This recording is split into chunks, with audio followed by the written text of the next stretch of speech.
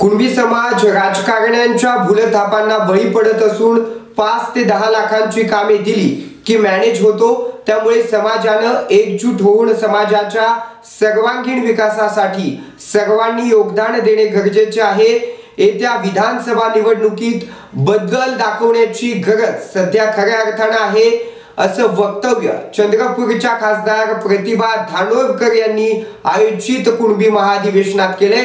पाहुयात त्या नेमके काय म्हणतात। यावेळी मंचावरती अध्यक्ष म्हणून जिल्हा मध्यवर्ती सहकारी बँकेचे संचालक दामोदर मिसाळ, उद्घाटक म्हणून खासदार प्रतिभा धानोरकर, सत्कार मूर्ती म्हणून आमदार परिणय फुके, प्रमुख अतिथी म्हणून प्रदीप वादाफळे, अखिल कुणबी समाज महामंडळाचे अध्यक्ष ऋषी राऊत यांच्यासह मान्यवर यावेळी उपस्थित होते। विनोद दोनाडकर, स्टार महाराष्ट्र न्यूज, ब्रह्मपुरी।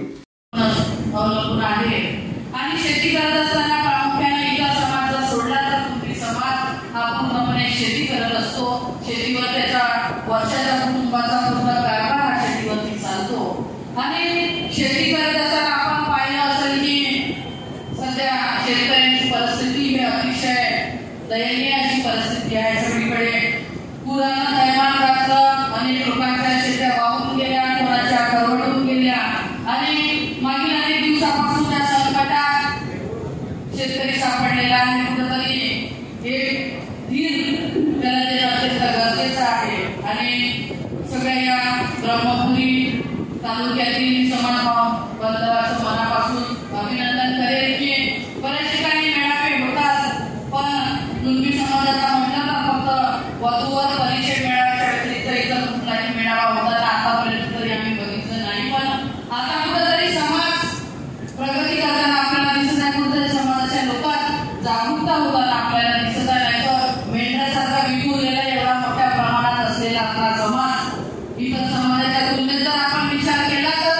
समाजाचं एखादं छोटंसं जरी काम असलं तरी झाडून पुसून अख्खे कुटुंब बाहेर निघतात। तर आपल्या लोकांना वारंवार निमंत्रण औषधं लावलं, प्रत्येकाने या तरी समाजाच्या कार्यक्रमात समाजाचे लोक येत नाही। ही कुणबी समाजाची शोकांतिका आहे। पण हिची संख्या पाहून खरं तर कुणबी समाज जागरूक होताना दिसत आहे असं मला तरी मनोभावे या ठिकाणी वाटत आहे। आणि ही जागरूकता जर का तुम्ही ठेवली तर नक्कीच इतर समाजाच्या लोकांना घाम तुम्ही फोडल्याशिवाय राहणार नाही। आणि आता मेळावा पाहून तर अनेक लोकांच्या झोपाही उडाल्या असतील, काही लोकांच्या तब्येती बिघडल्या, काही लोकांच्या झोपा उडाल्या।